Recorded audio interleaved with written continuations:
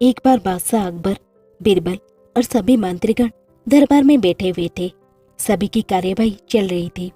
एक एक करके राज्य के लोग अपनी समस्या लेकर दरबार में आ रहे थे।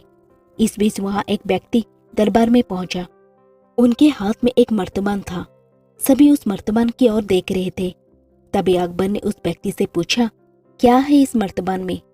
उसने कहा, महाराज, इसमें चीनी और रेत का मिश्रण है।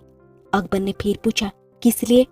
अब दरबारी ने कहा, गलती माफ हो महाराज, लेकिन मैंने बीरबल की बुद्धिमत्ता के कई किस्से सुने हैं। मैं उनकी परीक्षा लेना चाहता हूँ। मैं ये चाहता हूँ कि बीरबल इस रेत में से बिना पानी का इस्तेमाल किए चीनी का एक एक दाना अलग कर दे। अब सभी हैरानी से बीरबल की ओर देखने लगे। अब अकबर ने बीरबल की ओर देखा और कहा, देख लो बीरबल, अब तुम कैसे इस व्यक्ति के सामने अपनी बुद्धिमानी का परिचय दोगे? बीरबल ने मुस्कुराते हुए कहा, महाराज, हो जाएगा, ये तो मेरा बाएं हाथ का काम है। अब सभी लोग हैरान थे कि बीरबल ऐसा क्या करेंगे कि रेत से चीनी अलग अलग हो जाएगी। तभी बीरबल उठे और उस मर्तबान को लेकर महल में मौजूद बगीचे की ओर बढ़ चले। उनके पीछे वो व्यक्ति भी था। अब बीरबल बगीचे में एक आम के पेड़ के नीचे पहुंचे। अब वो मर्तबान में मौजूद रेत और चीनी के मिश्रण को एक आम के पेड़ के चारों तरफ फैलाने लगे। तभी उस व्यक्ति ने पूछा, अरे ये क्या कर रहे हो? इस पर बीरबल ने कहा, ये आपको कल पता चलेगा।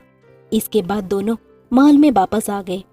अब सभी को कल सुबह का इंतजार था। अगली सुबह जब दरबार लगा तो अकबर और सारे मंत्री एक साथ बगीचे में पहुंचे। साथ में बीरबल और रेत व चीनी का मिश्रण लाने वाला व्यक्ति भी था। सभी आम के पेड़ के पास पहुंच गए। सभी ने देखा कि अब वहां सिर्फ रेत पड़ी हुई है। दरअसल रेत में मौजूद चीनी को चींटियों ने निकालकर अपने बिल में इकट्ठा कर लिया था और बची कुछ चीनी को कुछ चींटियां उठाकर अपने बिल में ले जा रही थी। इस पर उस व्यक्ति ने पूछा, चीनी कहाँ गई? तो बीरबल ने कहा, रेत से चीनी अलग हो गई है। सभी जोर जोर से हंसने लगे। बीरबल की यह चतुराई देखकर अकबर ने उस व्यक्ति से कहा, अगर अब तुम्हें चीनी चाहिए तो तुम्हें चींटियों के बिल में घुसना पड़ेगा।